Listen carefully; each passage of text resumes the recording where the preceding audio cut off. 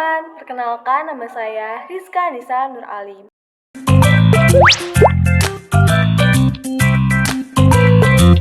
Nah, kali ini kita akan membahas keterkaitan antara material geosfer dan 10 konsep geografi dengan contoh nyata dari Provinsi Sulawesi Selatan. Lewat pembahasan ini, kita bakal lihat nih gimana atmosfer, litosfer, hidrosfer, dan biosfer juga antroposfer saling terhubung sekaligus punya ciri khas Sulawesi Selatan yang bikin daerah ini disebut miniatur Indonesia Timur. Sulawesi Selatan terletak di bagian selatan Pulau Sulawesi, tepatnya di antara 3 derajat hingga 8 derajat lintang selatan dan 118 derajat sampai 122 derajat bujur timur. Nah, di utara berbatasan dengan Sulawesi Barat dan Sulawesi Tengah, di timur dengan Teluk Bone, di selatan dengan Laut Flores, dan di bagian barat dengan Selat Makassar.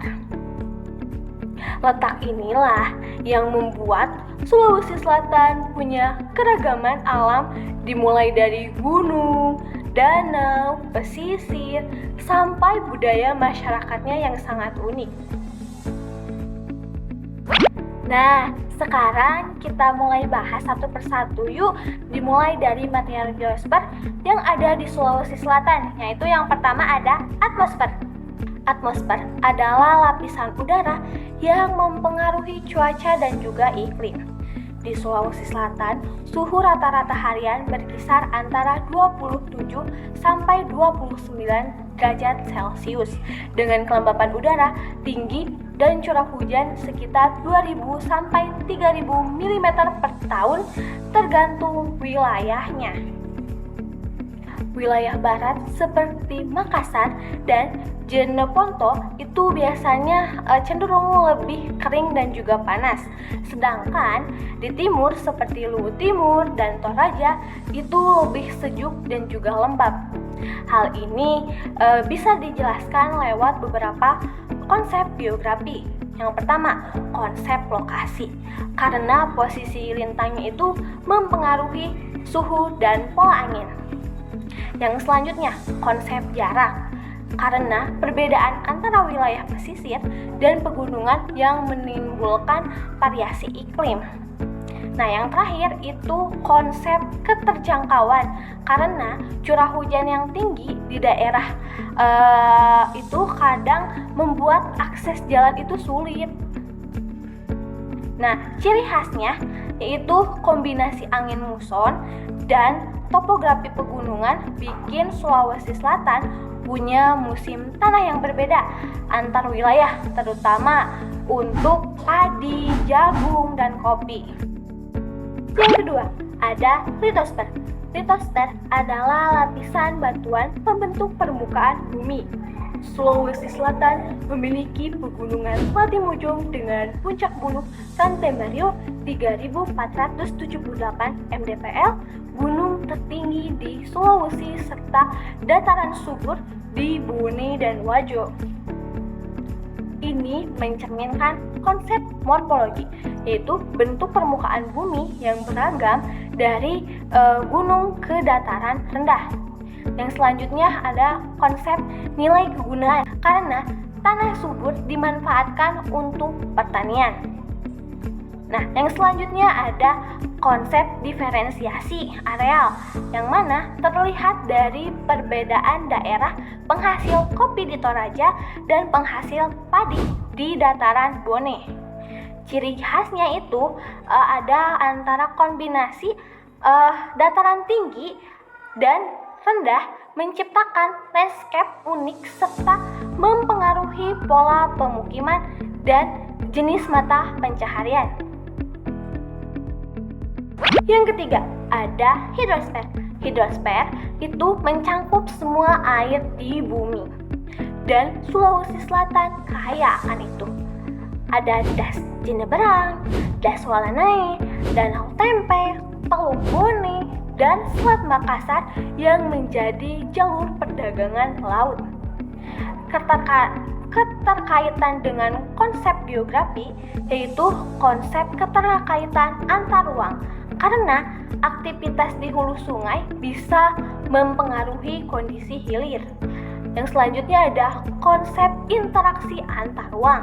Contohnya, hubungan antara daerah pertanian, permukiman, dan pelabuhan. Yang terakhir ada konsep pola. Karena sungai dan danau itu membentuk pola pemukiman masyarakat.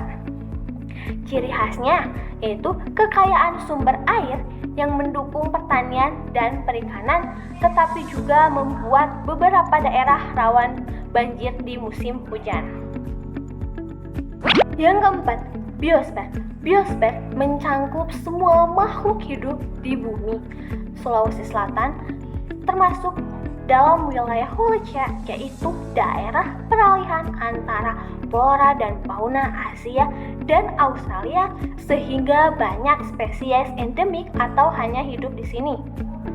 Untuk flora, di bagian utara dan tengah seperti Toraja dan Luwu, tumbuh hutan hujan tropis dengan pohon meranti, enboni, rotan, damar, dan berbagai anggrek hutan yang indah.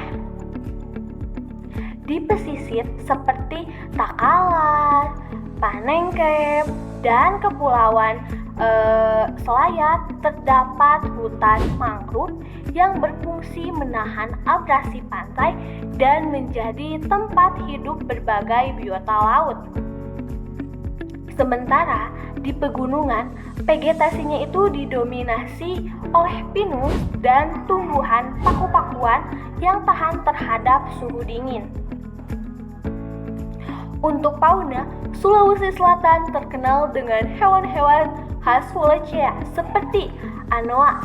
Hewan itu yang mirip kerbau kerdil yang jadi simbol fauna di Sulawesi. Yang selanjutnya ada babi rusa, yaitu mamalia yang unik dengan gading yang melengkung ke atas.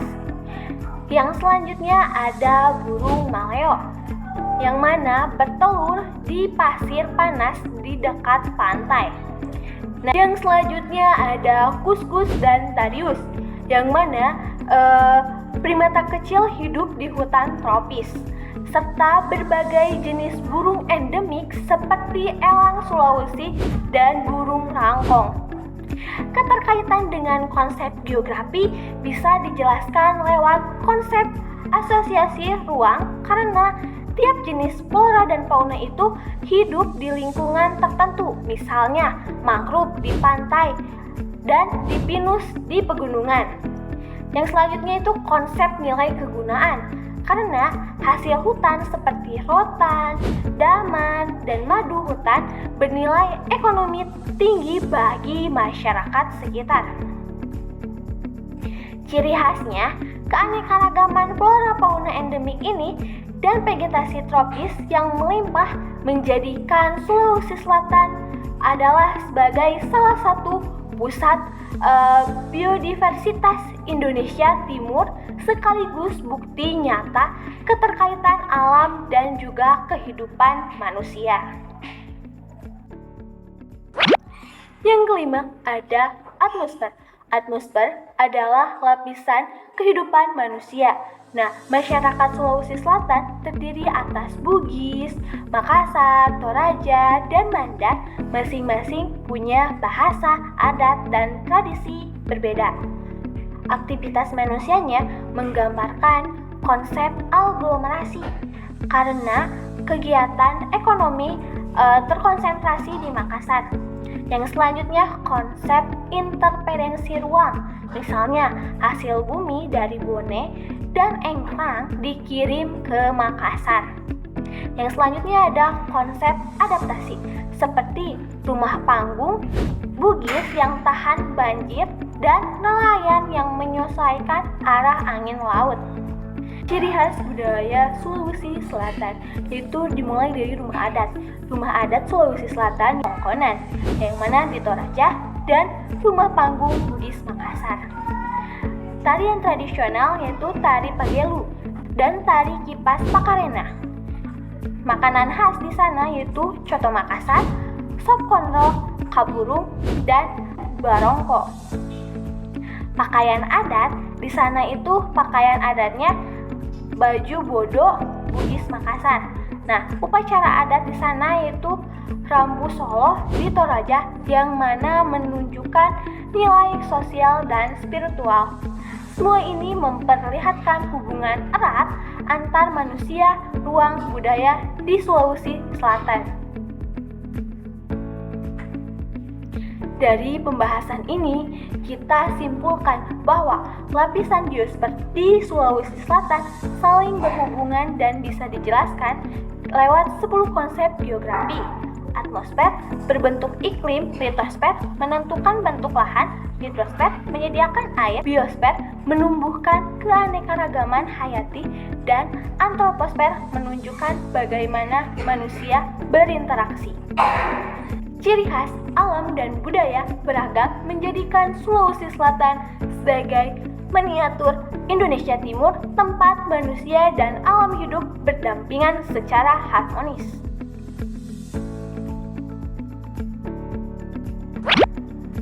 Terima kasih sudah menonton. Jangan lupa like, share, and subscribe untuk mendukung konten edukasi geografi lainnya. Sampai jumpa di video berikutnya.